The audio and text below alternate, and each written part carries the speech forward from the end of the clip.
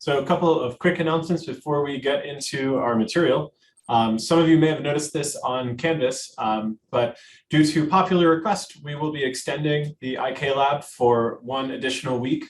What that means, practically speaking, is that tomorrow's lab period will be devoted to the IK Lab.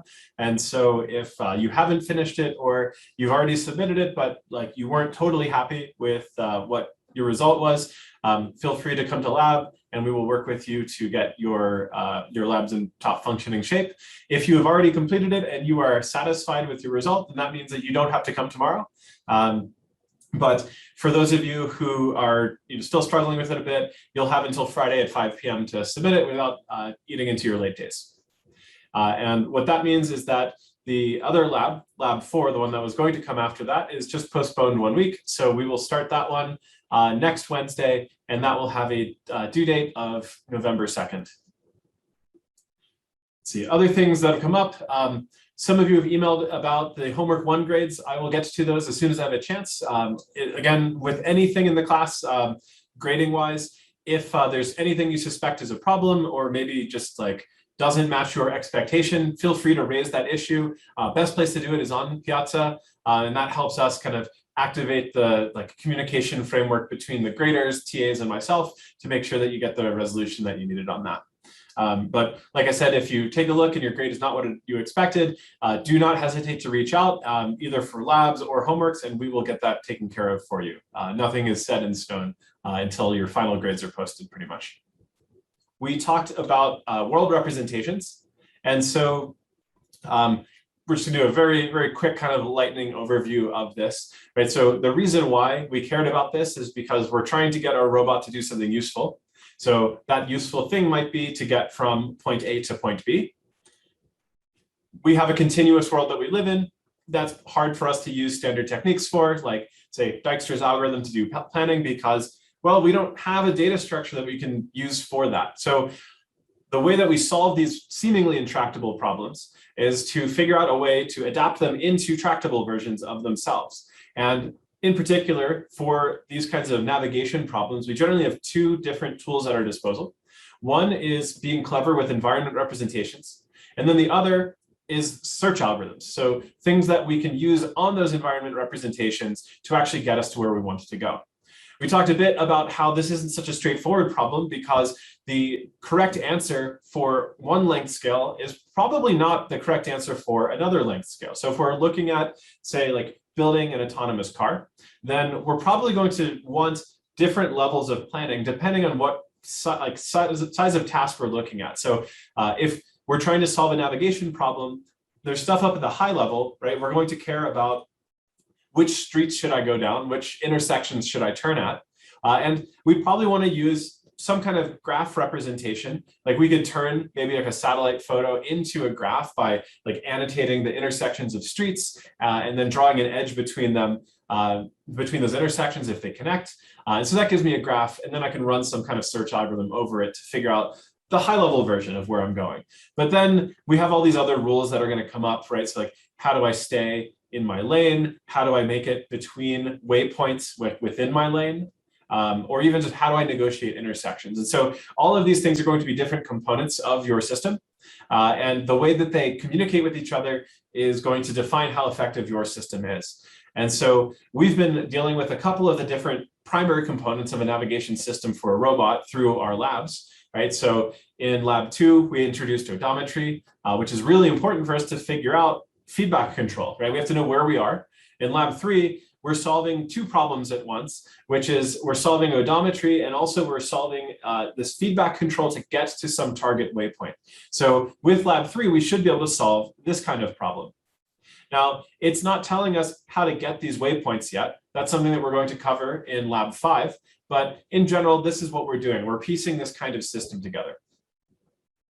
So some of the environmental representations that we talked about include visibility graphs, roadmaps, cell decomposition methods, and potential fields. And we'll add to that with another method today. But as a brief recap, the visibility graph looks like this. And the idea there was that if we have some kind of geometric representation of what our obstacles look like, then we can do better than, say, just naively discretizing over our space with a grid. So we should be able to use something about that geometry in order to reduce our searchable space. And so in this case, the insights are that we can build a graph by trying to connect every vertex to every other vertex, including our start state and our goal state, knowing that the shortest path is going to be represented by that graph. And so we talked a little bit about pros and cons of this method. One of the cons is that I'm going really close to my obstacles, and sure, I could buffer these by some safety margin, but it would still require me to have a model of these geometric features, and that itself can also be challenging. And so we may be able to use this in certain situations, and it might be a really good idea to do so, but it does depend on a couple of things that we can't guarantee all the time. And especially as we start increasing the dimensionality of our configuration space, this becomes less and less practical because these higher dimensional geometric solids are going to get increasingly more complicated, and it's going to scale poorly in terms of the number of edges and vertices that we're going to have to plan over. But hopefully it's clear that this is just a way for us to turn some kind of continuous space into a graph. Right, and that's more or less the name of the game here. We want to take some kind of high dimensionality, difficult to work with space and turn it into some approximation that we can actually use, right? So all of these search algorithms need some kind of graph for us to operate on, or at least the ones that we've mentioned so far. And so this is one way to get that graph. Sort of the opposite idea, right, of the visibility graph, right? So this one, we're hugging as close as possible to obstacles, and that's going to give us some kind of path distance optimal criteria, would be using a roadmap. And one example is a Voronoi roadmap. And so a Voronoi diagram is one like this in the top right, where we have a whole bunch of vertices, the black dots in the picture, and every pixel around it is colored according to the vertex that it is closest to. And so with something like this, we can draw, right, we can create a Voronoi diagram using our obstacles and the boundaries as those vertices essentially. And we can just color in each pixel according to which one of those things it is closest to. And the edge at the border between those colored swatches of space becomes the pieces of our graph that we can work with, right? And so we can discretize that kind of however we want, with the constraint that if we do choose to put some graph vertices down on these barriers, we want to more or less make sure that there's a linear path between them that doesn't intersect with some other territory. So for example, we wouldn't want to put a vertex like here and down here and try to connect them, because that would violate the internal Voronoi region. We want to make sure that we're actually staying on the borders here. But as long as we have that Voronoi diagram, we can accomplish that. And so our solutions in this space are very conservative, right? They're staying as far away from obstacles as possible. So that's very nice because that allows us to figure out, basically, subject to the limitations of our motors and maybe our odometry accuracy, like we know that we're not going to get better than this in terms of staying away from our obstacles. So if this method doesn't work, then it's unlikely that something else will. And we're gonna have to solve this problem somewhere else in our system before we can come back to actually navigating around obstacles. But this has a bunch of problems too. As you might imagine, it's fairly computationally expensive to build one of these Voronoi diagrams. And it's also very unstable, which means that if my model of the environment changes, or I sense maybe one of my obstacles is slightly in a different spot than I expected it to be, that could have huge changes in my Voronoi diagram, which is going to then have large changes in the map or the graph that approximates my space. And then as we get into higher dimensions, we are certainly affected by the curse of dimensionality, meaning that this scales very poorly for us. But in certain situations, like this could be completely reasonable and even fast, right? So in this 2D case, we might actually be able to use this to great effect. The third one we talked about was cell decomposition. So it's, oh, sorry, there's a question. In the upper picture, are the dots the obstacles? Yes, exactly right. So we would certainly think of the dots as obstacles. That's also why I included this one. I think this is a little bit more like clear from a maybe robotics path planning perspective.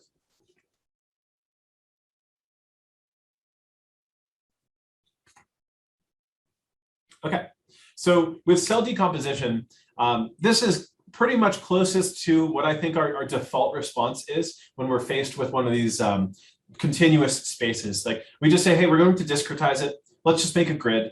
And then I will keep track of my grid cells. And if something's in them, then I'm going to say I can't go there. And if it's empty, I'm going to say that I can go there. So I have this notion of occupied versus free space.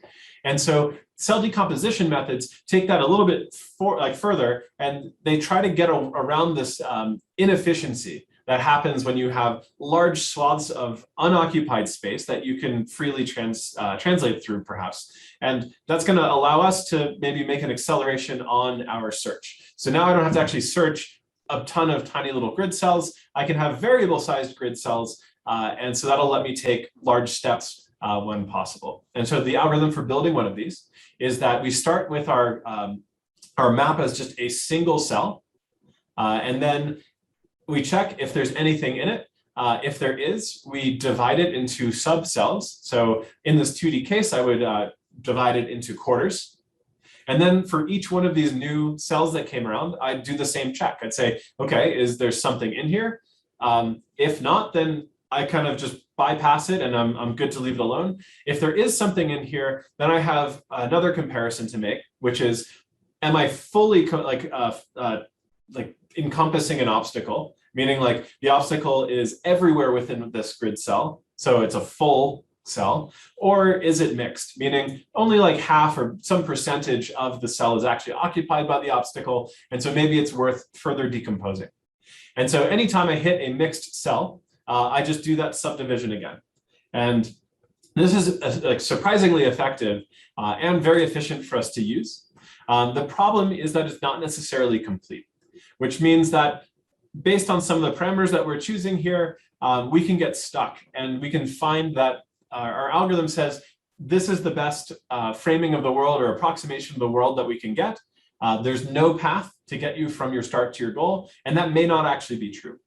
And so if we pick our parameters properly, though, then we might be able to find like any of the paths that are there. But again, that's going to be a difficult or potentially difficult process to come up with something. So again, a complete algorithm is one that guarantees that you'll find a solution if it exists in finite time. So this is an example of cell decomposition in action. We can see a couple of things from this map, notably that this is the smallest grid cell size that the algorithm parameters are allowing us to discretize to. But again, that's a choice that you get to make. So cell decomposition, very effective, works pretty well. The last one that we talked about was potential fields. So potential fields are this idea where we have an environment representation that's defined everywhere, and we're using a series of functions to essentially to compose our goal criteria. So one of them is that like I have some cost function here, some cost surface, that the lowest point is where I want my robot to end up. And everything else kind of slides down into that, right? So I have a smooth curve that leads me down to my goal position. So in this case, maybe somewhere down here. And then I have another part of my potential field that repels me away from obstacles. So if I have these two obstacles, like this rectangle and this triangle, then I want to have very high resistance, right? Some kind of repulsive force around all of those obstacles. So that if we imagine the robot is, let's say, like some sphere or some ball, right, that's rolling down from some point on this map, then I'll just follow the gradient essentially all the way down to some kind of local or global minima. And this is very effective for us, right? This defines a path everywhere because all I have to do is look locally around me, right? I don't even need a search algorithm for this particular method or this particular environment representation. I can just look at the cells around me and figure which one has the lowest cost. And then I just try to get myself there and I keep going. So that's a high level overview of just a couple of ideas. But all of these methods that we've talked about are deterministic, right? So given the same environment information, you're going to get the same approximation of that environment every time you run it, which means that on the good side is it's reproducible. The bad news is that if these methods don't give you an answer, then you're not going to get one, right? You're going to have to change something about your parameters, or maybe it's just not a good environment for those particular representations. And so we can look past deterministic methods, right, where we use the same process every time, to get to probabilistic methods. And so through probabilistic methods, we're going to go through a different process each time that we try to approximate our environment. And that raises a couple of questions. So the first one is, if I have probabilistic methods, can I get completeness guarantees? Does anybody have any ideas about whether or not, if I have a probabilistic method, so something that's relying on, let's say, random sampling, that I can get some kind of completeness guarantee, meaning that I can guarantee that if there's an answer, I will find one.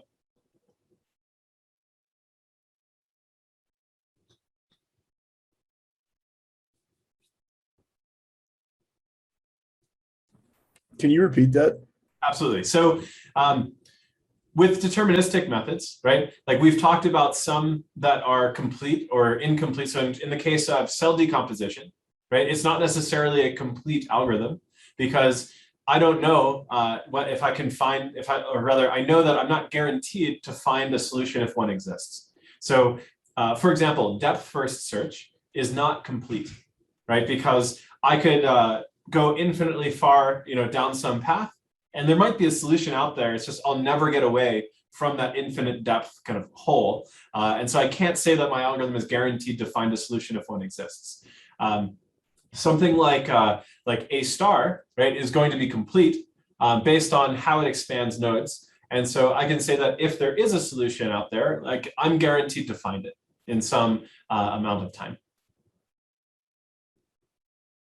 So the question is, can a probabilistic method have a completeness guarantee? Meaning, can a method that's based on some kind of probabilistic sampling guarantee that I'll eventually find an answer if it exists somewhere?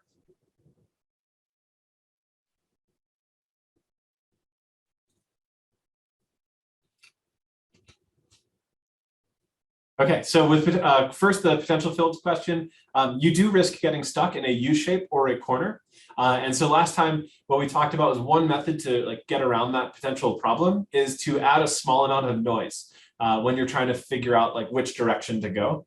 So you don't just go in the steepest direction, you go in that direction subject to some randomly sampled noise on an angle, and that'll help bump you kind of out of a local minima. Now back to the probabilistic completeness. So we can guarantee that we'll find a solution if it exists, but maybe we can't guarantee that we'll find it in finite time.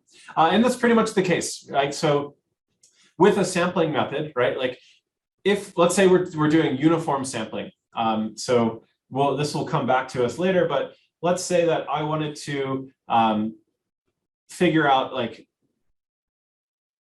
where my goal is in here. So there's a goal hidden somewhere in this plane, right, in this continuous plane. And if you select that XY coordinate, right, then I will tell you that yes, you found it, or no, you have not found it. And so one example of a complete algorithm, right, let's assume that this is discretized for us, would be to just do a search left to right, top to bottom, right? So just check every single point, left to right, top to bottom. That method will guarantee you a solution if it exists in this, right? You'll find the the hidden point that I'm telling you about. Now, if I do this probabilistically, right? So now I'm no longer just following some pattern that I'm hard coding. I'm no longer just going left to right, top to bottom. Now I might just say that I'm going to sample some points uniformly at random, and you're going to tell me, is this the goal point or is this not? Right, so let's say I have something hidden and it's over here. I don't get to see that as the algorithm, but I just get to pick a whole bunch of points. Well, as time goes on, right, assuming I am actually picking these points uniformly at random, eventually I will cover the entire space.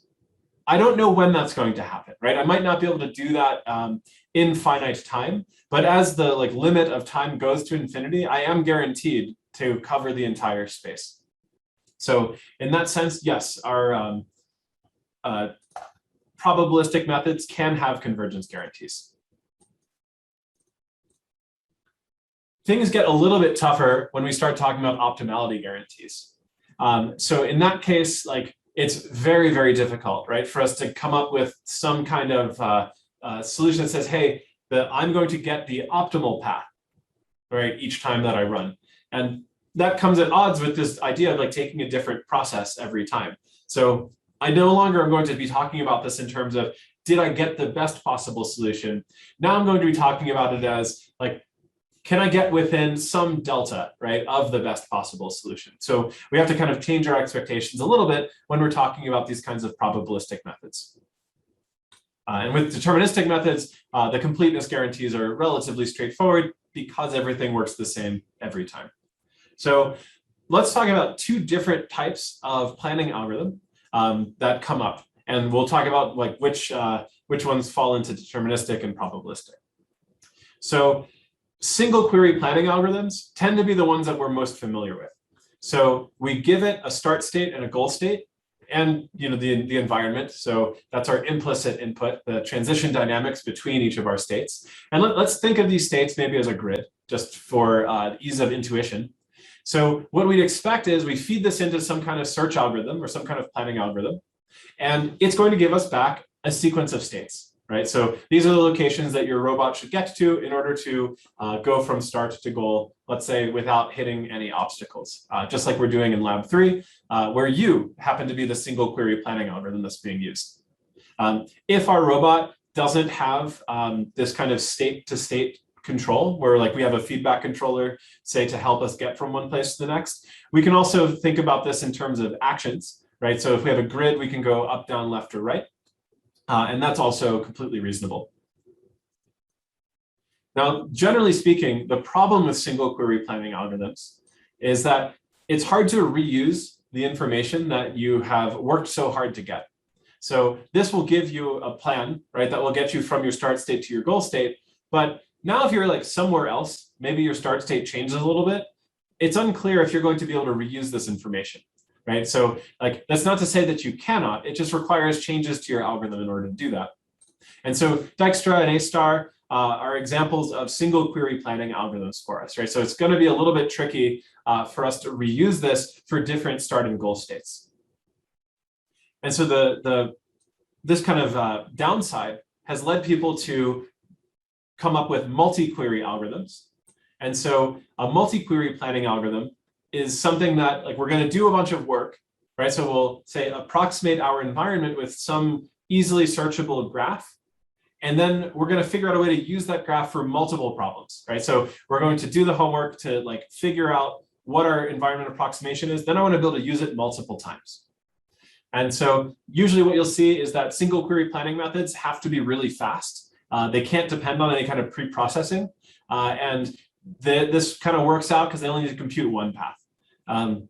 Multi-query planning methods are like a little bit harder, right, to conceptualize because we have to come up with something that's useful in multiple places, but we don't actually even know what the tests for that are going to be in advance, right? So if we knew what all of our start and all of our goal states were going to be in advance, then this would be pretty easy. We would just use a whole bunch of single query planning algorithms between those starts and those goals, and then recall them from a dictionary when we're asked to.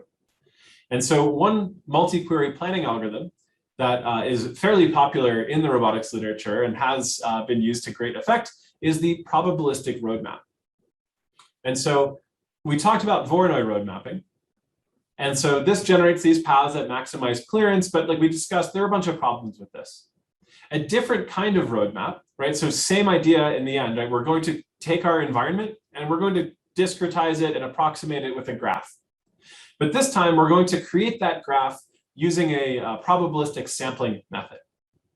And so what we're going to do with this method is approximate that free space by sampling some points at random and making those our vertices. And then we're going to try to connect them. And once we have that graph, right, as we can see in this animation in the top right, we can see that, well, okay, we're starting to approximate the space. Now it's not perfect, but that's okay. We didn't actually want a perfect approximation. We just wanted something that we could search over. So let's look at the probabilistic roadmap algorithm, which is fairly straightforward, and see what we can actually use it for and how we can use it. So this is an algorithm that we would apply typically in some kind of configuration space for our robot.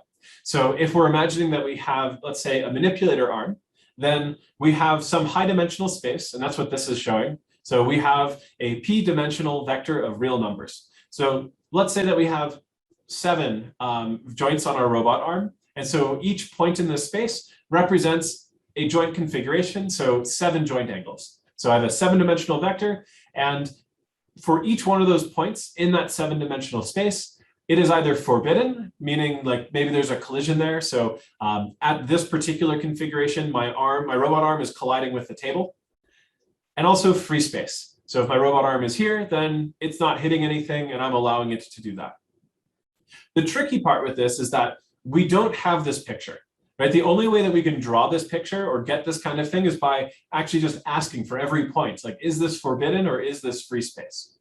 Now we could figure that out on a point-wise basis, right? By just saying, okay, here's the 7-dimensional configuration of your robot arm. So I take all 7 of those joint angles, I run the forward kinematics equations to figure out where my end effector is, and then I just check, are any of the obstacles in the environment intersecting with my arm at any of my links?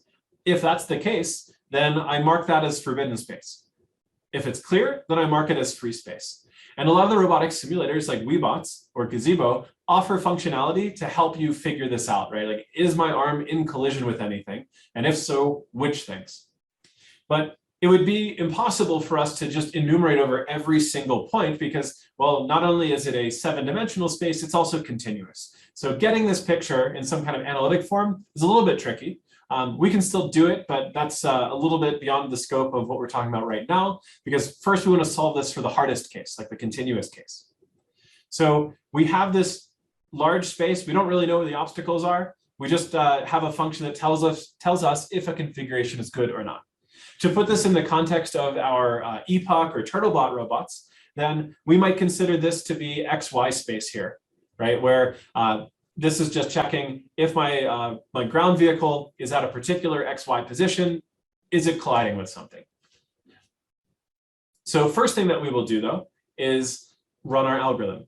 And so our algorithm for this involves first sampling a whole bunch of random locations. And so this is the probabilistic part. We're just going to randomly sample. So we pick a bunch of points at random in the 7D space. And then what we do is evaluate each of them. If it's in a forbidden area, then we throw it away. If it is not in a forbidden area, we just keep it. And that's going to become a vertex of our graph. But now we're going to have a whole bunch of disconnected vertices, right? So that's not terribly helpful as a graph for me to navigate around. And so what I will do is I will link every one of my vertices to its k nearest neighbors. And so I get to pick k. That's just a parameter that I get to choose. So in this case, I chose k equals 4. And I will just try to draw an edge between these vertices. But we can see that there's going to be a problem, right? So these two vertices probably should not connect to each other, because if I try to travel between them, something presumably unallowable is happening, right? Because I'm crossing through forbidden space. So anyone have any idea of an algorithm that I could run in order to figure out if an edge is valid or not?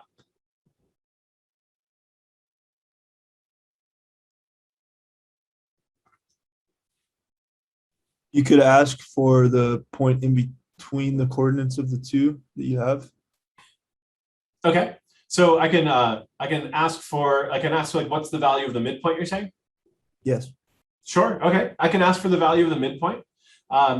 See, Andrew in the chat's like sample points on the edge. So I can pick some like delta Q, and then I can just sample every delta Q along that edge. And if all of them come back as okay, then I let myself keep the edge. Any of these algorithms, though, that are going to have analytic solutions. So like if I want to know, is there an object in between, like is there an intersection, right, between this edge and say like this obstacle, that's going to require me to have some kind of model of this obstacle. Because remember, I don't know that this is here. I only know what's here when I sample a point and say, is this like allowable or not? And so the maybe computationally cheapest option that we have right now, again, not knowing anything about our environment, this is like sort of the most basic case, right, where I just have a point-wise check that says, is this okay or not, would be to just sample, right? I can take a bunch of points, say, hey, are they good or not? And if they all come back good, I'll just keep my edge. So I do that, and eventually I get a graph. And this graph doesn't totally like accurately approximate the space, but it's fairly close. And the benefit of this is that once I get on this graph, I can very quickly figure out if it's okay to move to any other vertex. right? So I essentially have, I've done the work that I know that if I can get on the graph, it's very cheap for me to navigate to any other point on this graph because I just run a search algorithm over it. Say, if this is my start vertex and this is my end vertex down here, I only have to search over the graph. And I know just by construction that any vertex that it's taking me to, let's say I can just linearly interpolate my motors, right, between these points. So if we have that 7 degree of freedom arm, then I just linearly interpolate between this joint configuration and this joint configuration. And I know that I'm not going to intersect anything, so I don't have to run my collision detection again. What happens?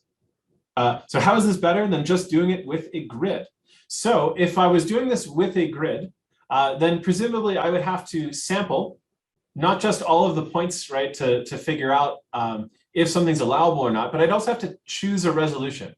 So how do I know, right, what the right grid resolution is going to be? If I don't have, so go ahead. Like, don't you have to do that for the random thing too? Like, I don't really get how doing it randomly makes it better than just, 100 random points seems like the same. I see. Okay, so let's see if this helps. So let's take a look at this line on top that's fairly long. So if I wanted to, let's say, come up with the same thing through grid search, well, first I'm going to have to figure out what my landmarks are, right? So if I have a grid, where am I going to be coming up with paths from and to in that case, right? So I need to come up with that list of, let's say, landmarks, right, or grid cells that I want to be in, that I want to have this pre-computation for. Because otherwise, like, you end up with this case where you're trying to compute paths from every cell to every cell, and that quickly spirals out of control because you need some kind of sub-selection mechanism. But even on here, right, even if we were just looking at like a fairly like discrete case of this environment, the fact that I was able to sample one point here and one point here, and then come up with a connection between them means I really only had to look at these points over here along this edge. I didn't have to check anything around it. And so that's actually saving me a whole bunch, right? So like a grid is just another expression of a graph. And so I could just uniformly try to distribute my points that way, right? And then throw away the ones that are in collision, check all of my edges. It's just going to be a computational expense. And so doing it randomly like this is going to allow us to essentially like figure out on our own, like, how discrete do we want our graph to be? And if I do this with, or how good of an approximation do I want my graph to be?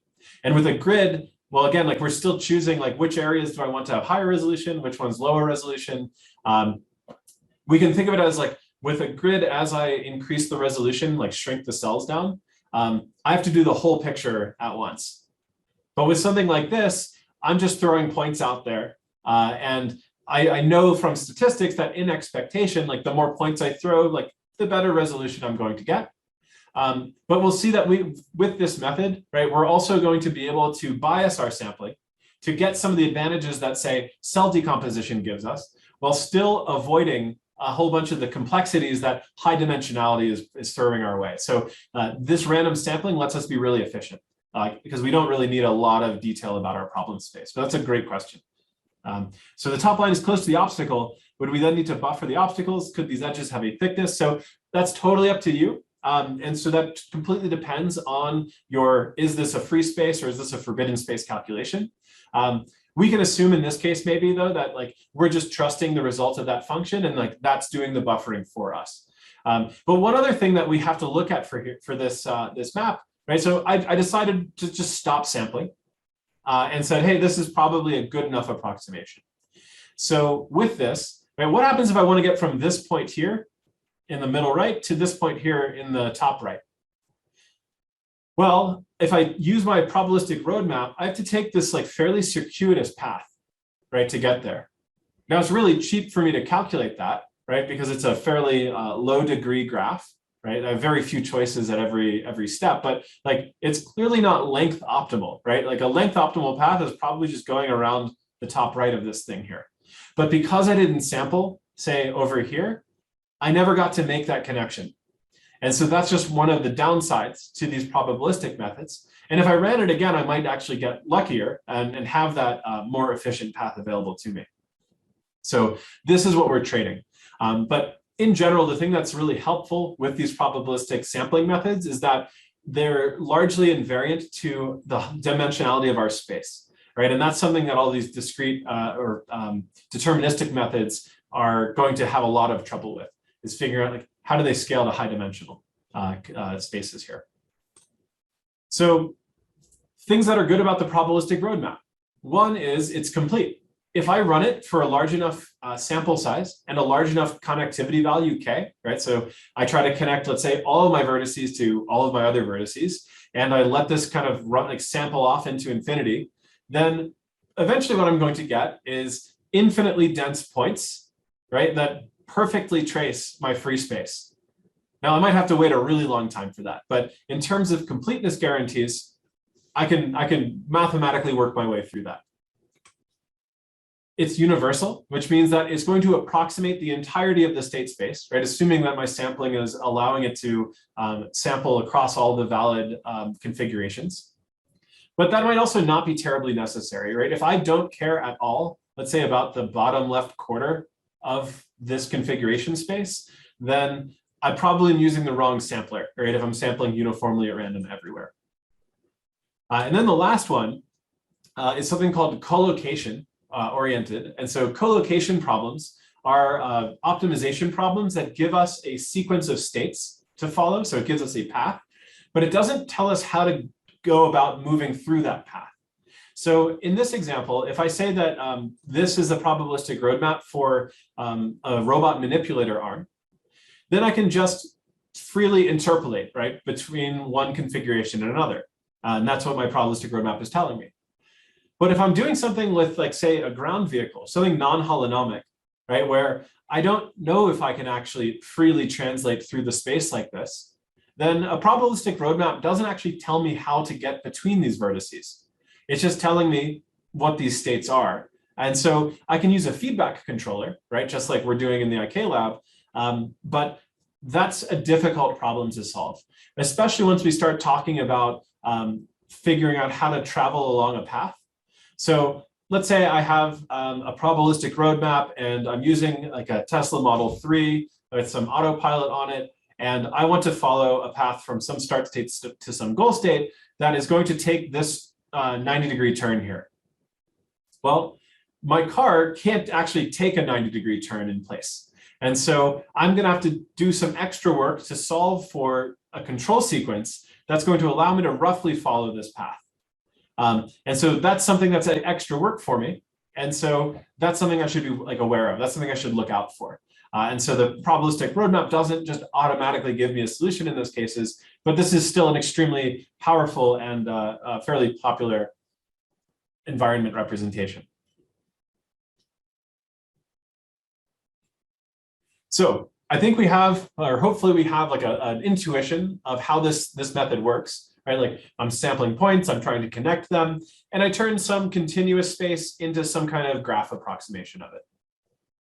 So let's start picking apart some of the different steps of this algorithm to figure out where we can get, more creative or come up with like a better solution depending on the problem that we're trying to solve.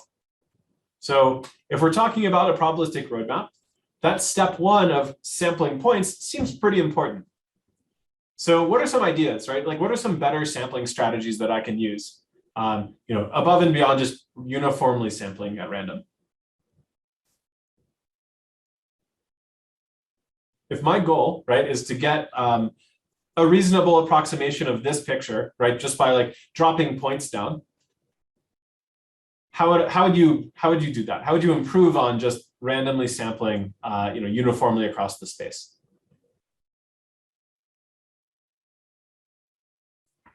Okay, I can draw a straight line. Well, so in this case, I don't have a start and a goal yet, and it's actually great that you brought that up, right? Because I'm just trying to approximate an environment. I might not even know what my start and goal are. But if I did have a start and a goal, right, then that seems to make sense as a pretty good way to start this, right? Make sure that I sample my start location and my goal location as points on my roadmap. And if I'm trying to figure out if there's a quick path between them, maybe I don't have to do all of this work, right, of sampling everywhere. I can just come up with an initial guess at a solution, and see if it works for me. Okay, I can try sampling away from points that I've already sampled, so I don't leave any of the the map out. So like bias myself towards like unexplored regions. That's a pretty good idea. That in practice might be a little bit tough, but we can probably come up with some ideas. Okay, we can concentrate points near other points that were overlapping obstacles. So unveil that one, right? So we can try to sample more near obstacles. Now, because we don't have some kind of like analytic or closed form of these obstacles, we can just say if I sampled a point and it was in forbidden space, maybe I preferentially sample like in a neighborhood around that point to figure out like, hey, there's something here. I want to get a good idea of what that looks like.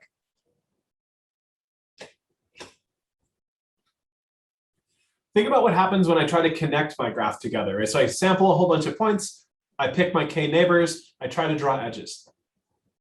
What if I got like a second round of vertex sampling after I did that process?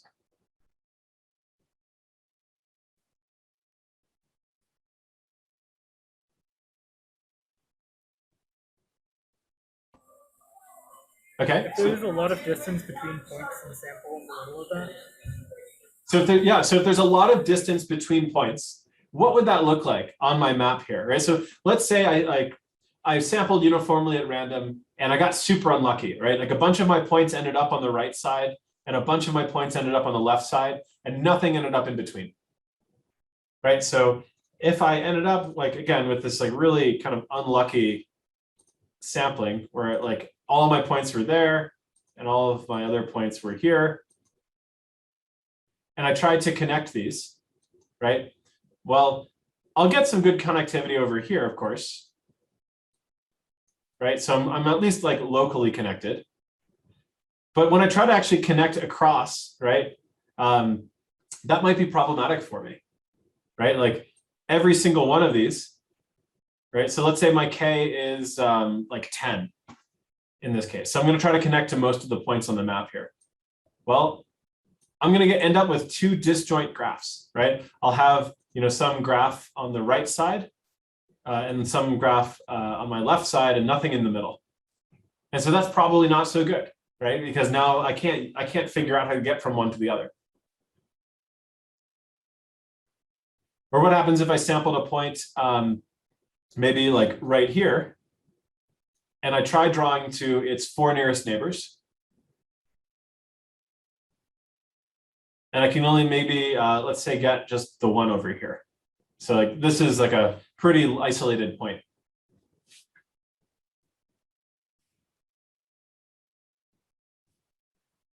Okay, so I could sample a point in between two existing points that might allow for like better connections into that graph.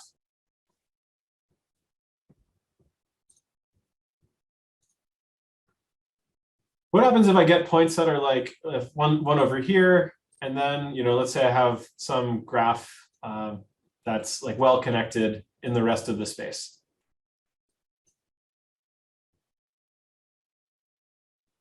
How do I get this? How would I try to get this thing connected to the rest of my my map?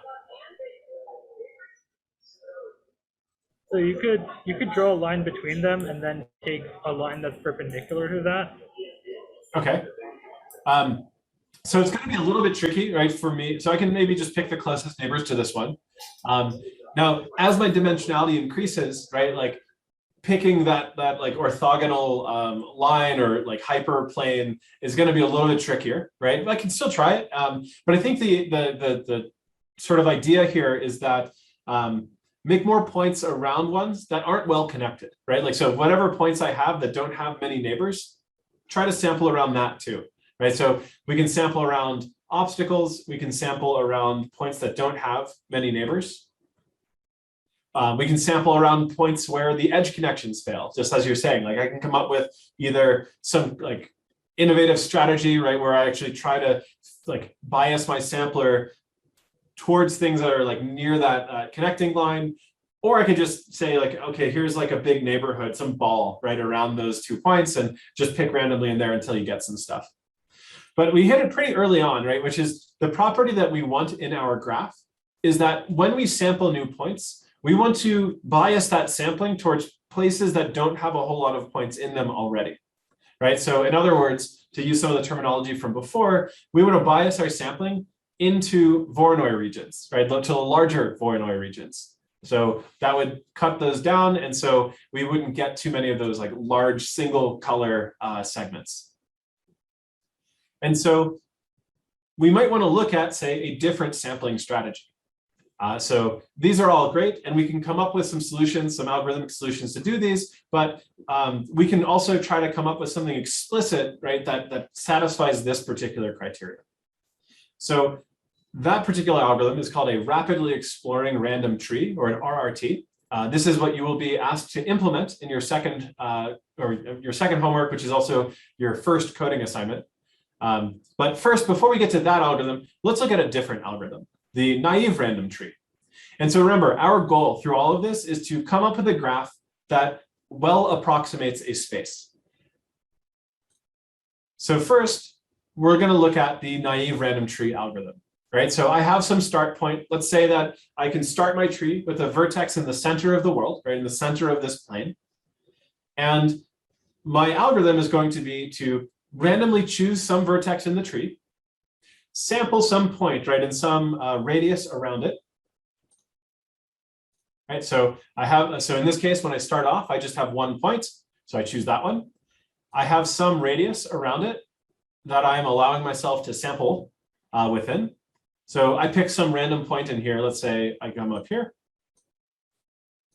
Then I extend that selected vertex to connect to that new sample. And so now I have two vertices in my graph, connected by a single edge. And then I just keep repeating this. So my goal, right, is to eventually get some graph that's going to expand, right, through this entire space and give me like a good discretization of it, right? So something that I can search over that is discrete and not continuous, that's going to allow me to maybe run some kind of path plan over this. So what happens when I run this algorithm? What does the graph actually look like? And if you have anything like approximating pen and paper or like Paint or GIMP or any of the other graphics tools, I encourage you to just try running a couple iterations of this and see what happens. But as soon as you have an idea of what this algorithm does or what the result looks like, feel free to either unmute or just post something in chat. It all looks like maybe roots or branches coming from like a single point, right? So like if you were imagine this first point to be like the trunk of a tree, you would have like maybe roots coming out of one end and branches coming out of the other. So basically to get from one end to the other, from like roots to leaves, you basically have to pass through that center point. Okay, yep, so it's not going to be terribly well connected, that's for sure, right? Because there's no mechanism in this algorithm that's going to let me like connect my vertices to each other, right? It's just, it gets connected to the previous one when the new one gets added. So I could have some like pretty bad like search times if I go from like one extreme end to another extreme end. So if I run this for, if I run this, so this is what we want, right? We want something that's going to like spread out over the entirety of this space. But this particular algorithm doesn't actually ever really spread too far from the center. And so we can think about what's happening, right? So I'm going to start drawing these radii around here, right? So let's say that's my sample, like where I can sample from. And then when I add another point, even if I get lucky and I sample something like way far towards the outside, then the sampling radius of that point is going to be over here. And so if we look and see what happens, like as I keep sampling points and then drawing the sampling radius around it, where is the probability mass concentrated?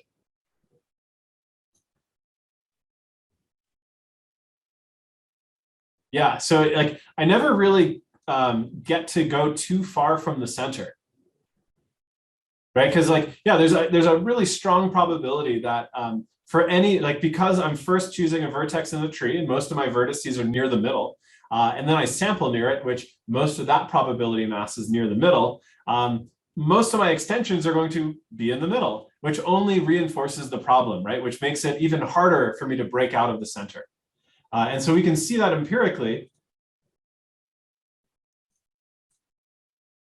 And this is me running this for some number of iterations, right? And so you basically just get this like really dense, like gnarled graph in the middle, which is more or less the opposite of what we wanted, right? Like we wanted a graph that kind of sparsely extended out over the entire space. So instead of something like this, we'd actually prefer some kind of behavior that looks like this, right? As we keep running our algorithm for more and more iterations, we want to use this kind of space filling curve, right? The space filling analogy in order to get our approximation of wherever we're at. And so we can see that we're starting, let's say from this top left point, and after some number of iterations, like all my new points tend to be expanding my graph. Like I don't have this problem here. And this algorithm that produces this tree down here is not all that much different from this one, but there's one critical decision that gets made that kind of changes everything. And so this algorithm is called rapidly exploring random trees. The person who is credited with this is Steve Laval. You probably know some of his technology because he was one of the pivotal people in Oculus before it was acquired by Facebook for $2 billion. And now he moved from Chicago to Finland, where he's now a professor at Aalto University. We were all a little confused when he just packed up and left the country, but I'm sure he's going to be fine with his hordes of cash. So before he left, he did give us this extremely valuable algorithm. And so this is rapidly exploring random trees. Here's the behavior that we would get for that kind of planar search space. And the way that this works is that I start with an initial configuration. So in the last slide, that was the middle, right? That was the center of my plane. So for us, we could also consider this the current position of our robot. I also want to pass in how many vertices I want in my tree. So usually K is some pretty big number, like usually like in the thousands or so. And then I'm going to have this incremental distance that I'll call delta Q, right? So if you remember, we use the variable Q to denote a robot configuration. So delta Q is basically me saying, here's the largest edge length that I'm going to allow in my graph. And so this is just a way of making sure that we don't have huge edges, because as edge length increases, the odds that we're hitting an obstacle will probably also be increasing. And so we don't want to waste all of that time checking some very long edge, only to find out almost at the end that it was a collision and we throw it away. The output for this algorithm is a graph that looks like this stuff in the bottom that we see here. And the way that this one works is first we add our Q init as our starting vertex, and then we just loop from 1 to capital K. So however many vertices I want to try to put into my tree. First thing I do is I just sample some random place, right? So I take a random vector. So in the case of this planar example, I just choose some random value between my minimum and my maximum for each of my dimensions. So I can do that uniformly at random. I find the nearest vertex to it, to that new randomly sampled point. And so I will start drawing this example. So here I have Q init. Then I'm going to sample some random point somewhere. So I'll say this is Q rand. I find the nearest vertex to that randomly sampled point, which happens to be this middle one. Then I find a new vertex that is starting at that nearest one in the direction of the one that I just sampled, but only go delta Q in distance. So if I say that my delta Q is this long, right, then I'm not going to connect all the way from this X up to QR. I'm just going to find some point that is roughly delta Q away here, and then I will try to connect those. So I add my new vertex, I've added my new edge, and now I repeat. So now I pick another QR, right? So I'll get rid of that one. And let's say that I pick a value that is down here. Well, by doing that, right, I'm going to pick my nearest vertex, happens to be the center one again. I extend it, delta Q towards that, plant my new vertex. And so this algorithm, so it looks like a fractal. So it's not really a fractal in the sense that it's not self-repeating. But the idea is that it is going, like we can make it infinitely dense, right? And so that I guess is like maybe a shared property. But yes, it certainly looks that way. And so this is going to give us a space filling graph, right? So whatever space we give it, this will fill it. Now, what happens if there are obstacles? So delta Q does not decrease. The reason we don't need delta Q to decrease is for cases like this. So let's say that, okay, so I have, oops, go back. Okay, so I have a point here, and maybe like I have some obstacles, and basically like having a large delta Q is harming me, right? It's causing me to have like sample a bunch of places that are too far away. Well, eventually, most of my graph will fill the space here, right? So actually, let's just take this from the perspective of this rapidly filling in graph. So if I started with a point that's over here, then at the early stages, that's more than delta Q away from any vertex on my graph. But as my graph fills the space in, the distance on average, right, in expectation to any vertex is going to shrink.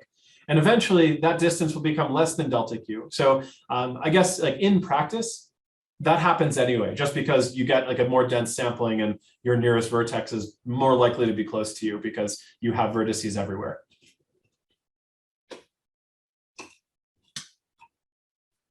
Cool. Okay, so this is giving me a space filling curve. The branches of the tree only connect to the center, to the starting point. So that would make this a single query search algorithm, right? Because like, yes, I can use this to get around if I treat my edges as non-directional. So in that sense, like I could use it as a multi-query, but most people use this particular one as a single query, right? So we can contrast that with the probabilistic roadmap. The good news though is that this is extremely fast, right? Like we can generate this space filling curve, this space filling graph rather, super quick. And so let's now talk about how do I actually make this algorithm work if I have a goal position, right? So I know that I start it at my start position, but what happens if I have a goal, right? So like we'll call it Q goal. How can I modify this algorithm to figure out like a path to that particular goal space or goal state?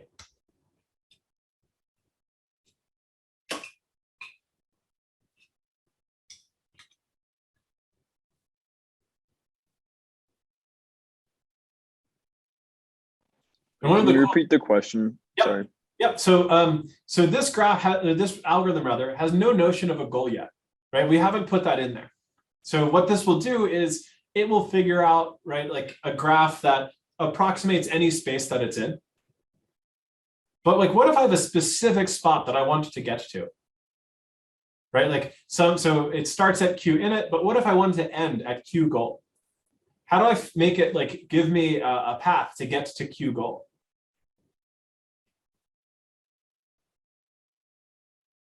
Okay. Well, I think that the Q random point that you select each time, right now it just goes anywhere. Yep. But if you had it like more biased to go in a certain direction or like go around the goal area and like work outward from there, then you'd probably get a path to the goal pretty fast. That's exactly right. And it's also in the chat saying like, yeah, like we can like replace Q rand with Q goal. So what if let's say my environment looks like this. So I have, some plane here, and then I have like a start and I have a goal and I have maybe some kind of obstacle in the middle. Okay, so if I wanted to use RRT to figure out a path from my start to my goal, I could say Q rand, let's say 90% of the time, just pick a random point. And so what will that do? Well, exactly what is happening beneath me here, right? So I start on my start state and I start getting, some kind of graph that's like spidering outwards at random from where I'm currently at. Okay. But if I say, some percentage of the time, replace qrand with just the goal over here, then that's going to just keep trying to make me go delta q in this direction, right? From whatever the closest vertex is. Now, if I did that 100% of the time, if I only put my goal in instead of qrand, I'm going to get stuck at this obstacle, right? Eventually, I will just not make any progress. But if I do it probabilistically, if I say, hey, like maybe 80% of the time, sample my goal location, 20% of the time, expand randomly, then I will still start to get, I will have the benefits of moving my graph out, and then eventually something will click where I can just straight line path to the goal, because every time I sample it, my closest vertex will be, on that line. Once I am able to connect from, let's say, Q near to Q goal, how do I get my path out?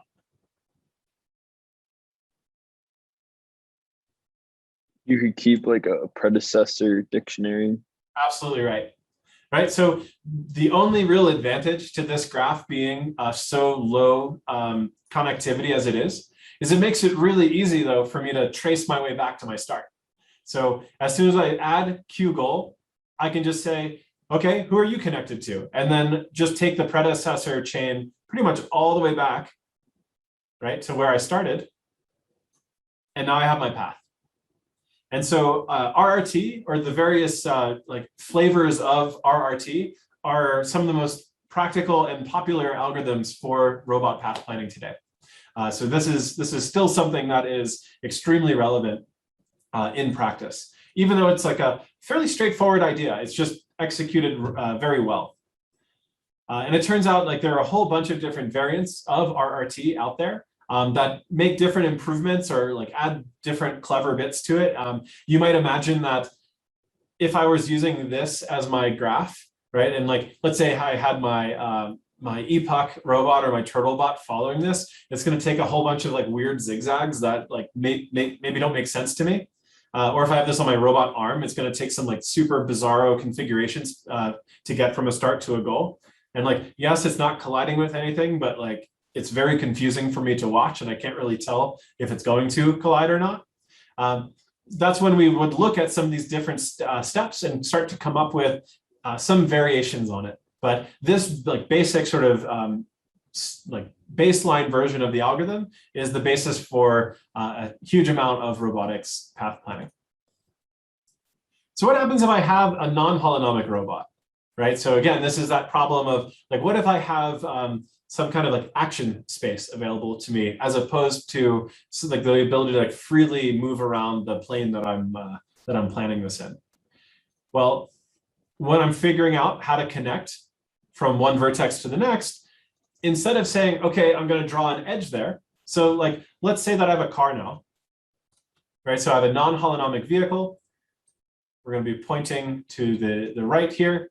And this is my Q in it. I sampled Q rand over here. Well, maybe I only have a couple of options. Like maybe the speed of my vehicle is fixed and I only have control over the steering angles. And even worse, right? I only have maybe like 5 choices of steering angle. Like I can do hard left. I can do a soft left. I can do straight. I can do a soft right, and I can do a hard right. So these are the only 5 choices I have for action at any given time step. Well, I can still use RRT, even though now I have this like pretty heavy constraint on what my graph is going to look like. And the thing that I change is, instead of drawing a line from Q near to Q rand, right? Because I can't do that. Like no action that my car has here is going to let me get to this vertex up here. So instead, I just pick the action that minimizes the distance to Q rand. So what does that look like? Well, I just calculate, hey, where would I end up if I went here? Where would I end up if I use this one? And so forth. And it turns out that soft left was the correct answer. So I say, this is my new configuration. Right, so that's going to be my Q new. And of course, I still have to check the edge, right? I have to check this whole thing for collisions and like see if it's if it's a good edge for me to put in, but that is how I would use this for things with, say, an action space as opposed to a fully holonomic vehicle or robot. Here's another example of that, like with a non-holonomic robot. So one of these environments is this space shuttle environment. And so we want to dock the spaceship with a satellite somewhere. So we have a 12-dimensional state space. So pretty high dimensional, not going to be able to use any of our standard search techniques. And our state space is going to be our 6 degree of freedom pose and our 6 degree of freedom velocity, right? So my XYZ roll, pitch, yaw, and then my velocity across each of those axes, right? So how fast I'm moving, how fast I'm turning. And so all I have control over, right, are my, let's say my space shuttle thrusters. And so I don't have a direct relationship, right, between my current state and being able to move to any state around me, right? So I have to go through this like thruster intermediate step where I can like have some finite set of actions to do, right? I activate some combination of them with some amount of force. And I can still use this algorithm, RRT, right, to come up with a path. Here's an example of what that path would look like in a given solution of this. So you run it, you essentially just expand your graph. But what you're doing is you're expanding it so that your new vertices are just the consequence of you applying a particular thruster action. And so we might have some need of a simulator for that, right? Because now I have physics involved. But we can use this RRT to get us some kind of trajectory or a path that's going to allow us to solve the problem. So with 2011 computing power, this problem was solved in about 8.5 minutes. Nowadays, you could probably do it a lot quicker, but just using plain RRT, right? Like no fancy tricks, no optimizations would get you a solution to something that's considered an extremely difficult problem to solve. Right? Like you have high dimensional state space, you have physics considerations, and honestly, as long as you have a simulation environment, you, the programmer, need to know absolutely nothing about any of that, right? Like you just have to get your problem into the right format such that you can apply the algorithm. So we will close today by talking about just like high-level overview of the properties of RRT. So if we just sample our random configuration here, then the fact that we pick our point first, then pick a vertex to extend, is giving us this expansion that we wanted to into the largest Voronoi regions, right? In expectation, this is going to expand our graph more or less uniformly at random throughout the space. And that's exactly what we were hoping for, because again, we're trying to get an environment approximation. In this case, we're not really planning to reuse it. And the reason for that is because, well, the graph doesn't really connect with itself all that much, right? Every vertex has a fairly low degree, meaning it has one coming in and one coming out of it pretty much, or very few coming out of it. And so in this sense, right, we're getting what we sought after. It's just we're going to have a hard time reusing that graph because, well, these edges are largely going to be directional. When we're trying to analyze, like, where can we improve on this? There are two steps, right, that are particularly expensive or could be particularly expensive. So the first one, can anyone actually guess? So here's our full algorithm. Which parts of this algorithm are going to be expensive for us? Expensive from a computational standpoint. One of them is written out here, and one of them is like kind of hidden in one of the lines. Nearest neighbor would be computationally heavy, maybe.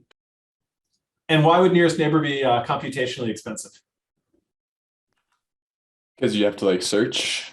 Yeah, because I have to compare, right, against every vertex in my graph, right? And at least in the naive case, right? If I want to find my nearest neighbor, I have to compute the distance between this new point and every vertex in my graph. So there are things that we can do to make that cheaper.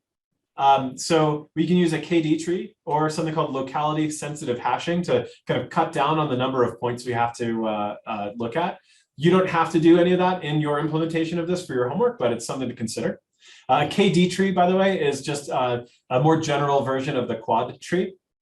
And so the stuff that we talked about for cell decomposition. So you could use a cell decomposition method to basically check to see if points are in a similar space, right? By looking at this tree representation instead of just iterating through all of them. What else could possibly be expensive for me? Your dynamic simulation to get your new state based on your control. Yeah, so it could be expensive for me to sample my action space. So particularly if I have a continuous action space, meaning like I can just maybe have motor torques, well, that can be kind of expensive for me to do. This is something called a 2-point boundary value problem, which basically means that like you have to find a path from your vertex to some goal vertex. And if you have a next step after that, right? So if I have, let's say, waypoint 1, waypoint 2, and waypoint 3, then if I just compute the path to get like the action that gets me to here, that might not be good enough, right? Because if I have to go to this one next, like consider the car, right? Like if I have a car, I can just drive as fast as I want and then slam on the brakes when I start to get here. But if I know that I want to get somewhere else after that, that kind of changes what my control sequence is going to be. And that actually turns out to be a pretty involved problem. And then the last thing, and it's not necessarily very computationally expensive, but it does come up, is checking to see if your edge is collision free, right? Because like we have to do something like sample along that edge and say, okay, is this a collision? Is this valid? And that can be somewhat expensive. So we'll end here for today. We'll start next time by showing a research presentation on a variant of RRT that makes it more efficient and hopefully give like a bit of an intuition about like how do researchers start approaching these kinds of problems to look for ways to improve them for like these general cases, right? Like where we're not even necessarily looking at a specific problem. We're just saying like, this solves a whole bunch of problems, but how do we make that better? And you can find more about this stuff at this link. I will post the slides as soon as class is over. Thanks, everyone.